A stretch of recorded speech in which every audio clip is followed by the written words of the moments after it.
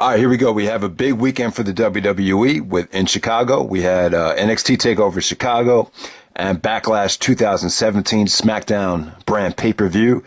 And, I would say this was a good weekend for the WWE. NXT Takeover Chicago was an incredible show. I really thought this was, probably one of the better NXT shows from top to bottom that we've seen. Just an amazing show right here. We start off tonight with Roderick Strong taking on Eric Young with Sanity at ringside. Let me just say this. I think WWE has been doing a great job of, making the casual fans connect with Roderick Strong. They've done some really good video packages that Ring of Honor never really touched on as far as Roderick Strong's personal life. So I just think Roderick is off to a good start right now. I think some people thought it was shaky at first, but I think they've turned things around. Him and Eric Young, they had a good match right here, a good opener. You had, Sanity. It felt kind of like a 3-on-1 handicap match. They did a lot of creative spots with, Strong, tossing Eric Young onto, the Sanity members at ringside. And, Strong did a lot. It felt like he was fighting three guys at the same time. So I thought it made Strong look good. Strong is in incredible shape as expected. But yeah, there was some really awesome spots with, Strong doing the high knee and, Eric Young falling off the top turnbuckle onto Sanity. So just some, just a good opener right here. Next up, you had Pete Dunn taking on Tyler Bate for the WWE United Kingdom Championship.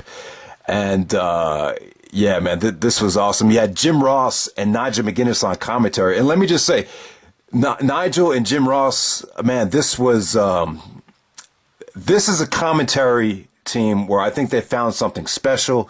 Hopefully down the road, maybe if WWE buys Ring of Honor, you could have Nigel and Jim Ross as the permanent commentary team for, WWE's version of Ring of Honor, if that happens down the road, because I just thought the commentary was awesome here. It was just a nice combination of, different styles, Jim Ross from Oklahoma, Nigel from the United Kingdom. It just really worked. Both guys were Nigel was just really knowledgeable here. You could tell he was trying to impress JR, and I thought he did a good job of it. And, so that worked. But, we've seen on the indies the last couple of years how it's been very European influenced.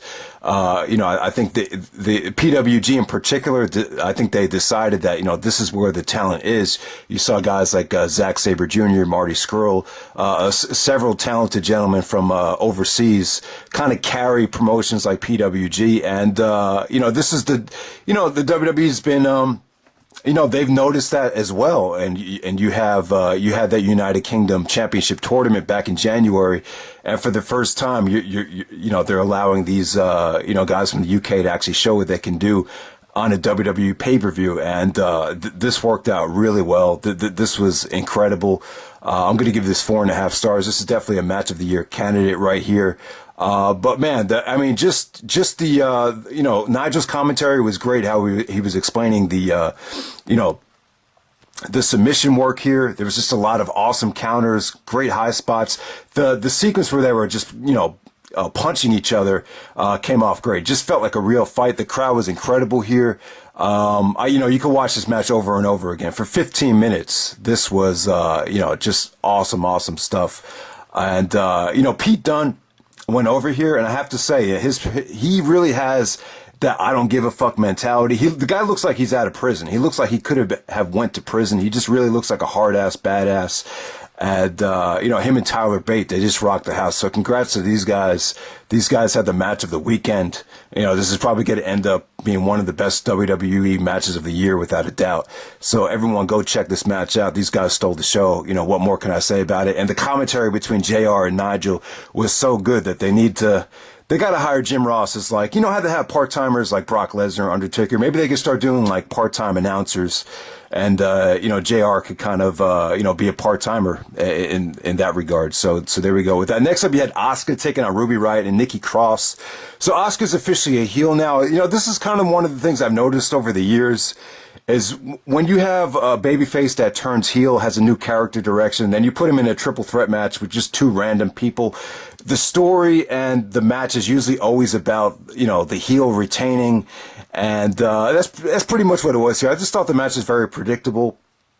But, I thought the effort was great from all three of these girls. I thought, some of the breakups and, near falls and near submissions where, Asuka had one of the girls in the Asuka lock and there was a crossbody to break up the submission. I thought that was cool. All three girls worked hard. I just really couldn't get into it. It was tough to follow the previous match. So I'm not that high on the Asuka title defense as some other people are, but, for almost 10 minutes, I thought they did a fine job and the effort was good. The match was just a little bit too predictable for me to get excited about it. So next up, you had Bobby Roode taking on Hideo Itami.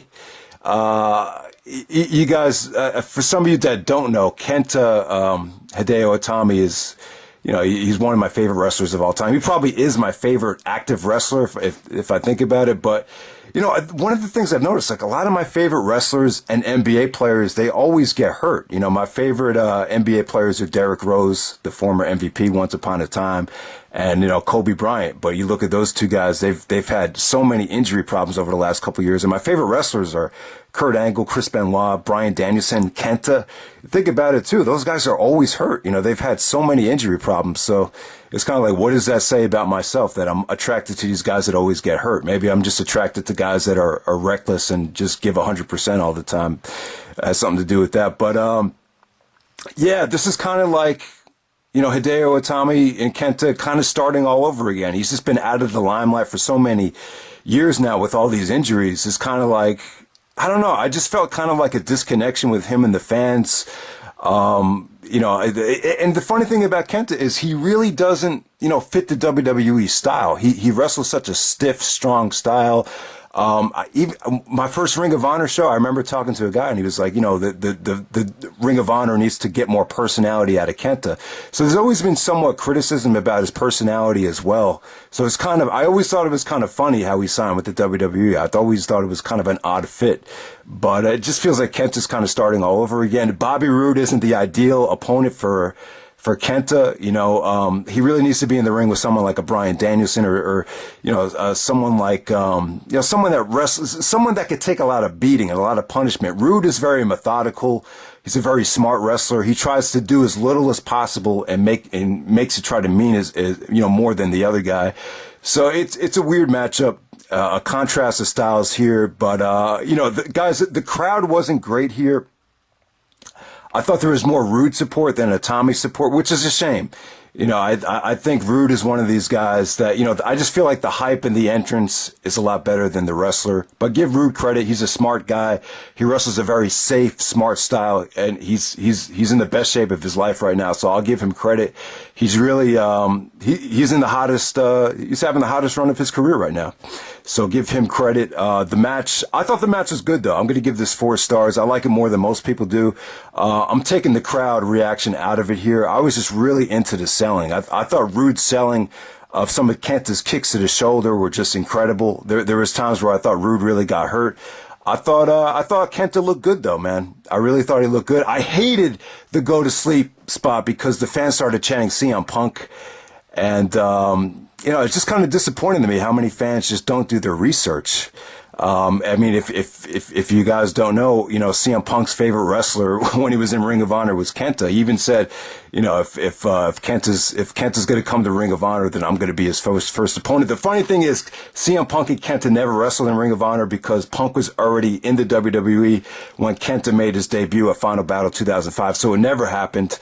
And, there was a lot of CM Punk chants. There was a lot of rumors that Punk would come back for this weekend. There's a report out there that WWE offered Punk $1 million to come back, which I think is kind of cheap, to be honest with you. But, if the WWE really wants to get Punk back on the cheap, all they got to do is push Kenta, book CM Punk versus, and promise him a match with Kenta at WrestleMania. I think he probably has a better chance of coming back. But this is not about CM Punk, though. I think there's way too much. I think he's getting way too much attention for doing absolutely nothing. So I want to kind of move on from the match. But, Roode and Itami, I thought it was good. I know Kenta kind of snapped after the match. He did a segment with Hero. So maybe Kenta and Hero could do something special down the road. And it kind of sucks that Hero wasn't on the pay-per-view either. He was actually sitting with Kevin Owens and Pat Patterson. And then they had...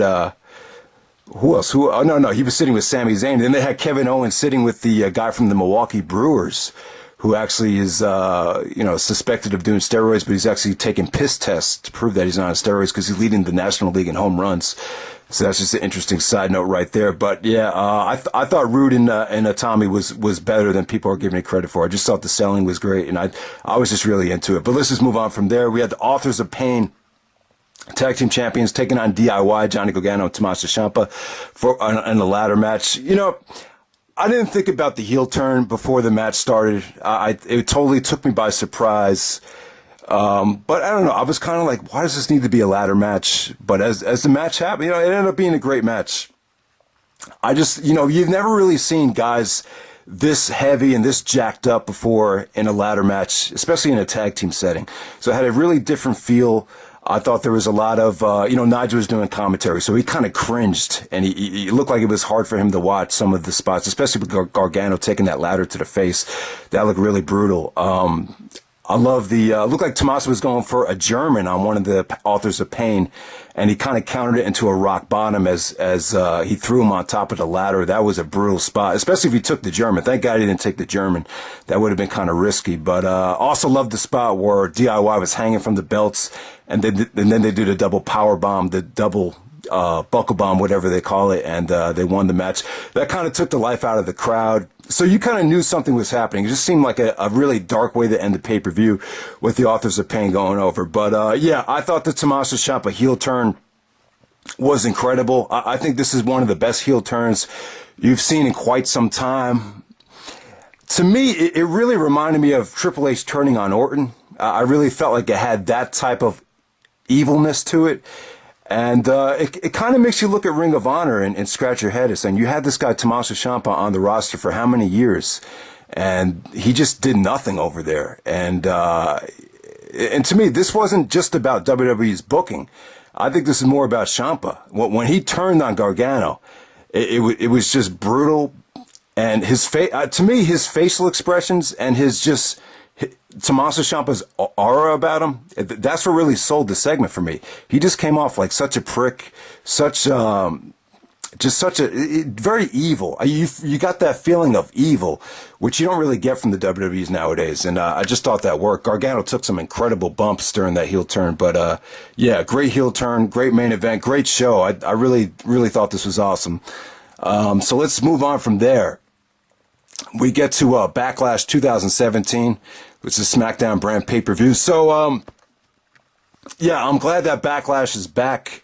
I think having the pay-per-view, or the SmackDown pay-per-view after WrestleMania makes sense. That's a tradition. It's supposed to be the Backlash to WrestleMania. So I'm glad that they got that back on track instead of the Backlash to SummerSlam, which we saw in September. Okay, let's go through this card. First match of the night, you had Shinsuke Nakamura making his WWE pay-per-view debut against Dolph Ziggler. This is a tough match right here. There's a lot of hype for Nakamura's pay-per-view debut. I thought this might have main evented the show, because you saw Nakamura on the poster, and it's his first match back, but very predictable. Ziggler, it was kind of tough for Ziggler to get heat. Because we're so used to seeing him being a babyface for so long, and it was just tough to get behind Nakamura because it was so predictable. You knew he was going to win, but good effort from both guys. Nakamura has gotten better crowd reactions in NXT and in the past, so I'm not going to say the crowd was overly apeshit for him. I actually thought this might have been the main event because of how over Nakamura is right now and all the hype for his debut. But yeah, it was good.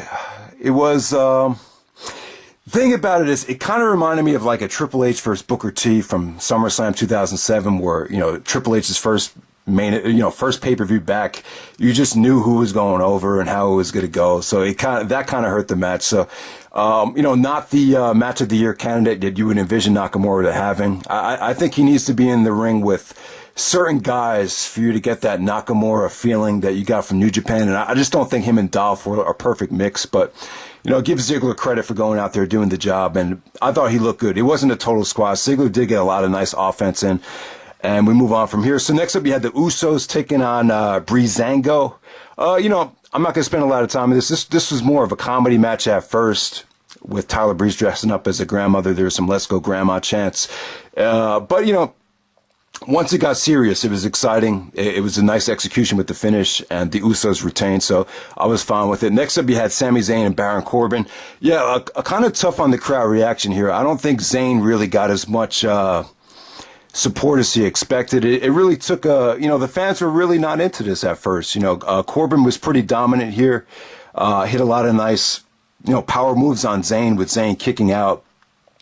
But, it didn't seem like Zayn had any momentum.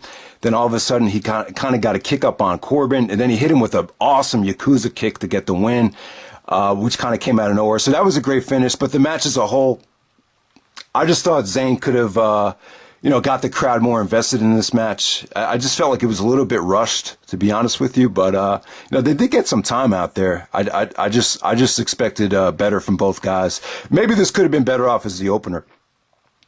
Next up, you had the welcoming committee, Natalya, Carmella, and Tamina, taking on Charlotte Flair, Naomi, and Becky Lynch. So, good six-man tag here. I was fine with it. Nothing, worth going out of your way to see. But, this is kind of a new direction since the brand shakeup right here. Charlotte Flair is going to be the biggest babyface on SmackDown for the women. And this is kind of just a nice introduction for her. It would have been kind of weird to put her in the title match right away, or to, not have her on the pay-per-view and put, Naomi in there with another woman for the championship. That just wouldn't have worked. So I thought this was a perfect way to get Charlotte on the pay-per-view. That's pretty much all it was. Just a nice little attraction. And we move on from there. Next up, we had Kevin Owens and AJ Styles for the United States Championship. So, so Owens takes out Jericho. Jericho's going to tour with Fozzy. He's got a new single and album coming out, which I'm happy for Jericho. Hopefully, a lot of the WWE fans support his music this time around. And, maybe Jericho return at SummerSlam to get his revenge on Owens, because Owens took the title back from him right away as soon as Jericho joined SmackDown. But, AJ Styles steps up, and we get a nice little dream match here, Owens versus AJ. If you've never really seen Kevin and AJ face on the indies that much, the only time I remember them facing was PWG Battle Los Angeles 2005. So you have to go back to the very first Bola for when these two guys actually faced each other. Kevin Owens was really skinny at that time, if you've ever seen that match. So, AJ's always been in TNA. When Ring of Honor pulled the TNA talent, or TNA pulled their talent from Ring of Honor, that's when Kevin Owens came to Ring of Honor. So they've never been in the same promotion for that long. And so this is just a nice little dream match right here. The two top MVP candidates from 2016 going at it. Hopefully down the road, maybe in the main event of WrestleMania, they'll have a rematch for the WWE Championship one day. But I thought this was booked very smartly. They got a lot of time out there.